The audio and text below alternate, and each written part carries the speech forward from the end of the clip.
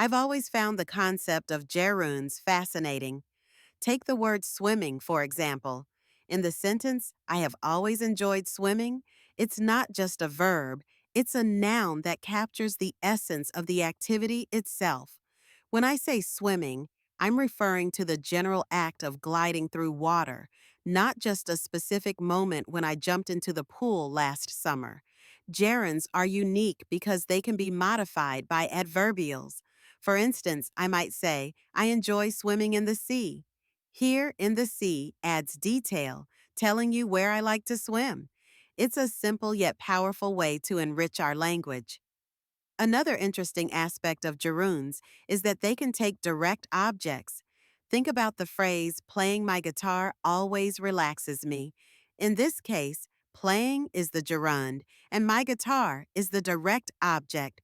It's amazing how a simple change in structure can shift the focus of a sentence while still conveying a clear meaning.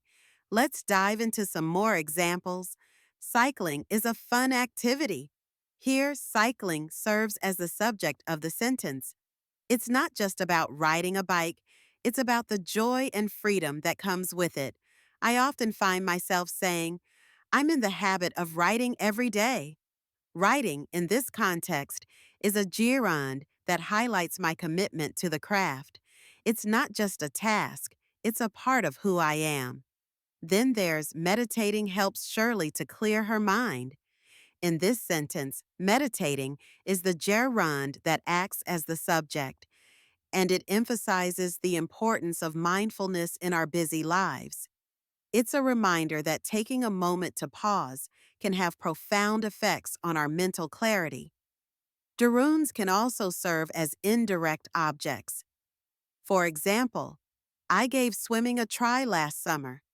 Here, swimming is the indirect object, receiving the action of gave. It's a subtle distinction, but it shows how versatile gerunds can be in our sentences. When I think about how we use gerunds in everyday conversation, it's clear they play a crucial role in expressing our thoughts and feelings. Whether I'm talking about cooking dinner or traveling the world, these gerunds encapsulate experiences and passions that define us. So, the next time you find yourself enjoying an activity, remember that the word you use to describe it might just be a gerund, capturing the essence of that experience in a single powerful form. It's a small but mighty part of our language that helps us communicate our lives more vividly.